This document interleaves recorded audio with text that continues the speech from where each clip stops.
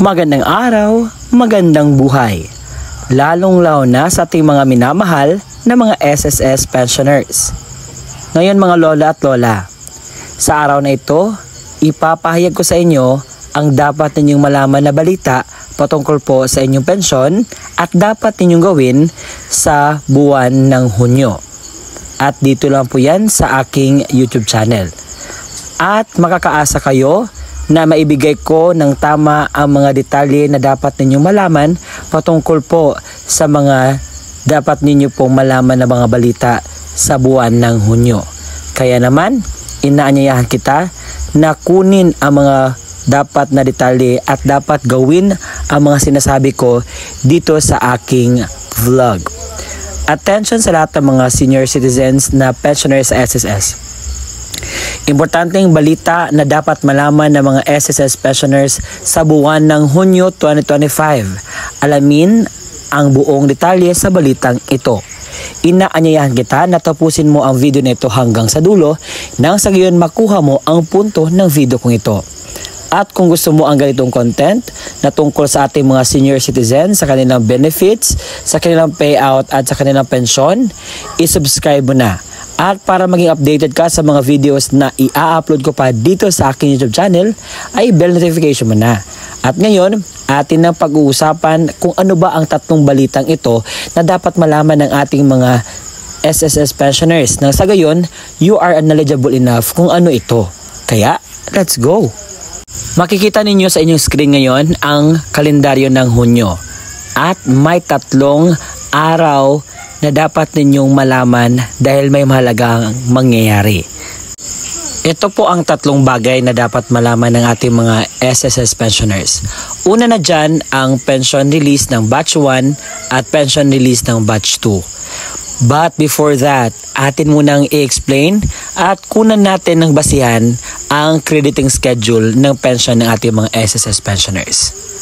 Ating pagkuha ng base ang SSS Circular Number 2020-024. Ito ay tumutukoy sa ating mga SSS retirement, partial disability, total disability, and death or survivor pensioners. Ito po ay para sa mga nagtatanong kung kailan po ba i-credit ang kanilang pensyon sa SSS. So may number 1 dito nakita niyo sa baba. The schedule of crediting of regular monthly pension shall be as follows. May nakita kayong date of contingency. Kung ikaw ay may date of contingency na 1st to 15th day of the month, ikaw po ay first batch at makikredit po ang iyong pension sa unang araw ng buwan. At kung ikaw naman ay may date of contingency na 16 to the last day of the month, ikaw po ay second batch at makukuha nyo po ang inyong pension sa 16th day of the month. But meron po siyang exemptions. Sabi dito, if the credit date falls on a Saturday, Sunday, or holiday, the pension shall be credited on the last working day before Saturday, Sunday, or holiday. Ngayon, titingnan natin ang kalendaryo ng Hunyo. Ang unang araw ng Hunyo ay Linggo. So, ibig sabihin, hindi dito makikredit ang inyong pong pensyon. Ibig sabihin, mas mapaaga po ang inyong pensyon at tingnan natin ang kalendaryo ng Mayo kung kailan ba yung last working days. Ang last working days ay May 30 and that is bukas. So expect po kayo mga SSS pensioners na ma-credit po ang inyong pension bukas po May 30, 2025. But ating tingnan ang June 16 kung ma-advance din ba ang inyo pong second batch na pension. So nakita natin, ang June 16 ay hindi siya holiday, hindi siya Saturday at hindi siya Sunday. Kaya naman sa araw na ito, dito po talaga makikredit ang inyo pong pensyon.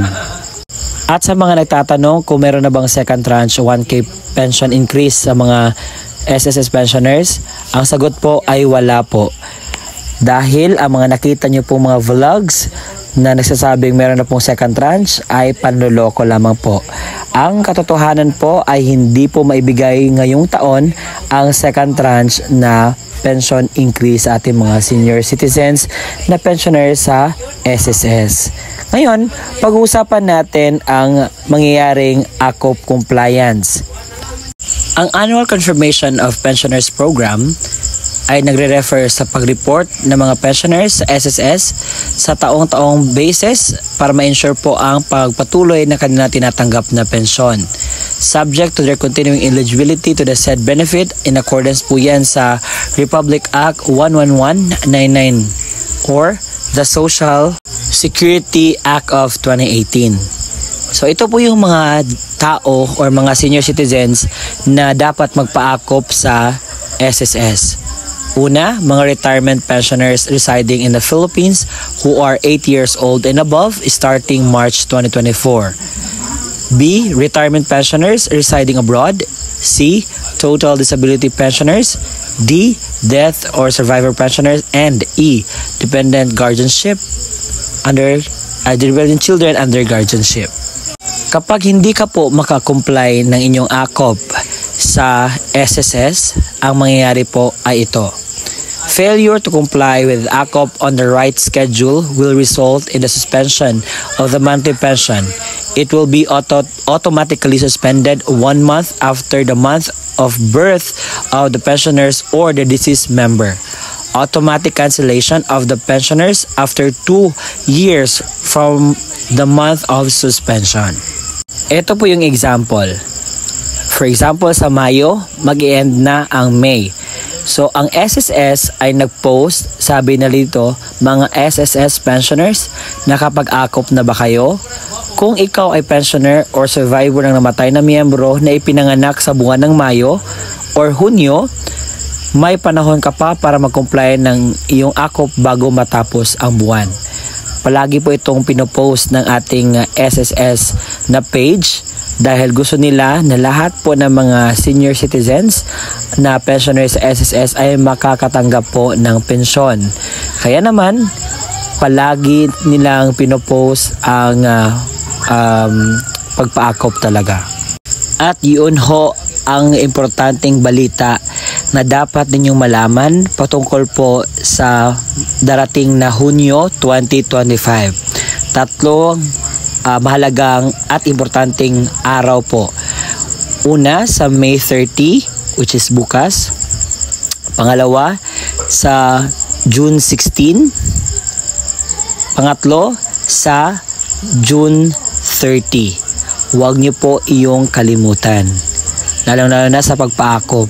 Dahil marami pong nagchat-chat sa akin or nagko-comment na hindi na daw sila nakatanggap ng pensyon sa nakaraang buwan. Ano ba ang nagkulang? Ang kulang po ay pagpa-AKOP. Dahil kinakailangan po tayo magpa-AKOP and attention lang po. Lahat po ng mga 8 years old and above. Pero kung hindi ka 8 years old and above pero nagbe-message si SSS or nino-notify ka na SSS na magpa-AKOP, dapat nyo pong gawin iyon. Ay para lang po iyon sa iyong kapakanan na makatanggap po kayo ng pensyon sa SSS. Kaya naman, sana'y nakatulong ako sa inyo sa maliit na paraan na ma-inform kayo patungkol sa pensyon or sa balita sa June 2025. Sa mga nagsasabing meron na ang second tranche, 1,000 pension increase, never pa po. Wala pa pong pension increase na mangyayari sa ngayong taon. Expect nyo po na matatanggap ng first batch ang kanilang pensyon bukas May 30, 2025. At hindi po yan magaganap sa June 1 dahil Sunday po ang June 1 at ayon po sa ating nakita at nabasa na hindi po pwedeng mag-credit sa Sunday, Saturday or holiday. And ayun, Sunday nakalagay si 1, kaya naman mapaaga po ang ating bigayan sa SSS pensions. Pero nakadepende po yan kasi may mga banks na delay po sila na mag-credit ng inyong mga pensyon. Kaya yun po, may mga banks naman na on time talaga, pero may mga banks talaga na medyo late patatanggap. At may magrereklamo pa, "Sir, hindi ko pa natanggap ang aking pensyon. Bakit ba sabi mo ganito ganyan?" Meron po mga delays po, and pagpasensya nyo na. At dito naman po nagtatapos ang ating content sa araw na ito. Maraming salamat po sa panonood.